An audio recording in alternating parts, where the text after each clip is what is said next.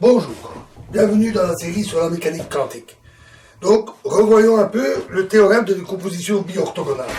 On a donc un espace de Hilbert, H, qui est le produit de deux sous-espaces de Hilbert, H1 et H2. Le premier a une base phi I, le deuxième une base chi J. Un état psi quelconque peut s'exprimer comme être décomposé sur une série d'états du type phi chi J, avec toutes les combinaisons possibles. Si d'aventure on peut décomposer uniquement sur les états phi I chi I, c'est-à-dire I égale J, à ce moment-là, l'ensemble de ces états forme également une base. Le théorème de décomposition bi-orthogonale dit qu'on peut toujours trouver deux bases phi I et chi J telles que ceci est possible. Et donc avoir ainsi une base commune pour l'espace de Hilbert H. C'est le théorème de décomposition bi-orthogonale. De plus, cette décomposition n'est pas nécessairement unique, mais souvent elle est unique. Généralement, elle est unique. Donc, par exemple, si on a un système mesuré et un appareil, on peut ainsi trouver une base commune. On a une sélection des bases pour chaque sous-espace de Hilbert. Toutefois, pour un tel usage, système appareil ou système environnement, il y a un certain nombre de difficultés. Tout d'abord, puisqu'on dit I égale J, ça veut dire que le nombre d'états de base doit être identique, c'est-à-dire la dimension des deux sous-espaces de Hilbert doit être identique. Et ça peut poser de sérieuses difficultés. Par exemple, pour un système microscopique, l'espace de Hilbert en général a un nombre de dimensions relativement restreint, alors pour qu'un appareil macroscopique, le nombre de dimensions est faramineux, parce qu'il y a énormément de variables possibles. Ou inversement, si on prend que les valeurs le sous-espace qu'on considère pour la mesure du système, ou uniquement les états pointeurs de l'aiguille, c'est l'inverse. L'espace de Hilbert du système a généralement une dimension plus grande que le sous-espace qui correspond juste aux positions d'aiguille. Donc, c'est une difficulté technique. Ensuite, la décomposition n'est pas toujours unique. Ça, nous l'avions vu quand nous avons étudié la décohérence. Il existe des cas relativement simples où la décomposition n'est pas du tout unique. Ensuite, le système et l'appareil, c'est pas juste une dichotomie 1-2 comme ça. C'est toute une chaîne de mesures, par exemple un photon qui va venir heurter un électron, qui va aller sur le photomultiplicateur, etc. Et donc on a toute une chaîne qui va du microscopique au macroscopique, une chaîne complexe, et la question c'est où mettre la séparation entre 1 et 2. Et il se fait que le résultat dépend de ce choix. Ensuite, si on a trois systèmes, par exemple, système, appareil, environnement, ou bien deux électrons, chacun avec son sous-espace de Hilbert, et l'appareil, alors ça ne marche pas. En général, pour trois systèmes, une telle décomposition unique n'existe pas. Et si en plus, si on les regroupe, si on dit, je vais faire d'abord H1 et H2, puis je vais faire H2 et H3. Mais on pourrait aussi dire, je vais prendre H1, H2, croix H2, ensemble, et H3. Par exemple, les deux électrons formant un seul système. Eh bien, la décomposition faite ainsi et la décomposition faite de l'autre manière n'est pas la même. On n'obtient pas le même résultat. Comment choisir ? On a vu aussi que le résultat d'une telle décomposition était souvent très différent des bases privilégiées. En particulier, cette décomposition purement mathématique entre espaces de Hilbert, entre deux espaces vectoriels, ne tient pas du tout compte de l'appareil de mesure, de la raison de sa structure, de la raison pour laquelle il a été conçu, ce pourquoi il a été prévu de mesurer. Et là, ça impose les bases. La base position pour l'appareil, la position d'aiguille, et une base correspondant à un observable que l'on veut mesurer. Donc, le théorème de décomposition n'a aucune chance de donner ça, d'autant qu'il y a une infinité de manières de mesurer, de faire des mesures de toutes sortes. Donc en fait, ce théorème, il n'est pas du tout correct pour un tel système, et en particulier pour déterminer les bases privilégiées. C'est important de le signaler parce que ce théorème a parfois été utilisé dans certaines interprétations, dont les interprétations modales, nous y reviendrons.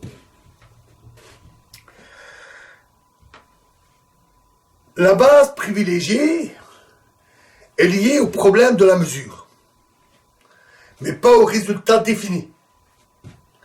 En fait, on avait vu que la décohérence ne résolvait pas les problèmes de résultats définis, mais simplement définissait la base privilégiée. Ce sont deux choses séparées.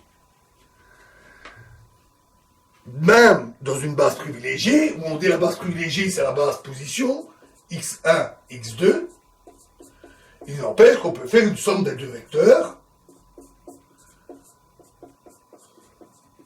x1 plus x2, qui forment ainsi un état superposé, qui peut être ou non observé.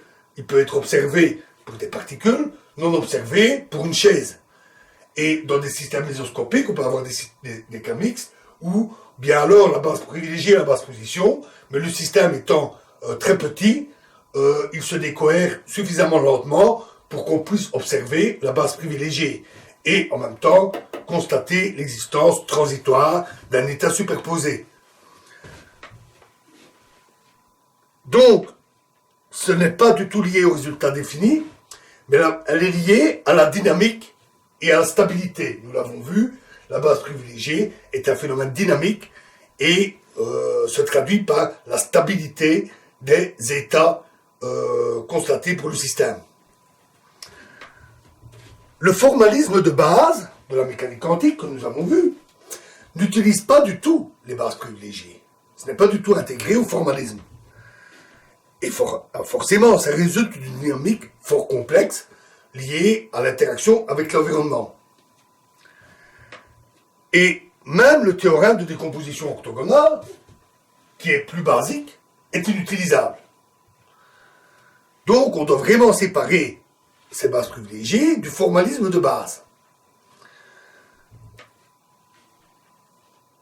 Dans les interprétations, on a dit qu'on voulait éviter, si possible, les concepts classiques, comme la classicalité, le fait qu'un état est stable à l'échelle macroscopique. Et plus généralement, donc des résultats qui découleraient d'une dynamique complexe.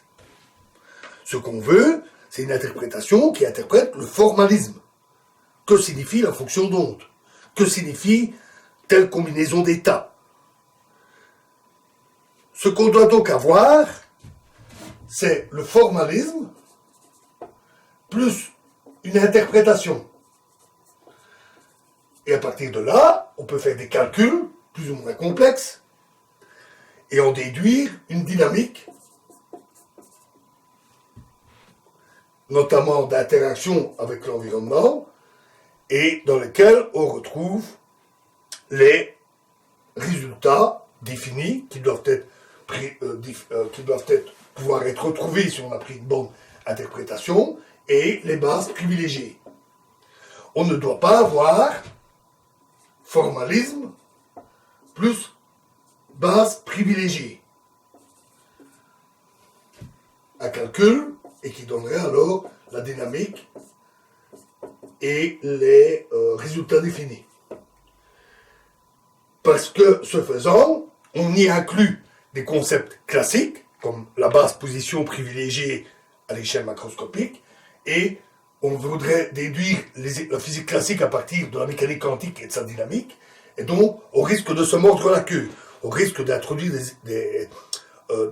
dans le calcul, les raisonnements, ce qu'on essaye de trouver.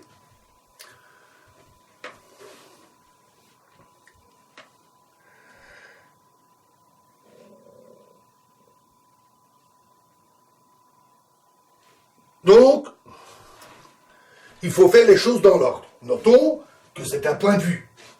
Parce que certains recherchent une interprétation, non pas pour avoir une théorie à la base cohérente, mais simplement avoir une explication, même approchée.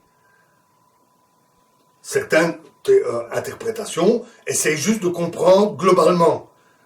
Et donc, n'essayent pas de faire des déductions théoriques pour dire, tiens, comment retrouve-t-on les états classiques, etc. Toutefois, j'estime que le risque existe quand même. On pourrait, à partir de cette interprétation ou de ce raisonnement, se dire, ah mais tiens, on observe des choses classiques parce qu'on les a introduites dès le départ. Donc il faut se méfier. J'estime qu'il faut faire les choses dans l'ordre, pour être clair, précis, rigoureux, ne pas commettre d'erreurs. On a donc besoin d'une interprétation qui explique le formalisme de base et qui n'explique pas les bases privilégiées, cela venant par, et qui n'explique pas les bases privilégiées et ne les utilise pas, ce phénomène venant par la dynamique et la stabilité des états dans l'environnement.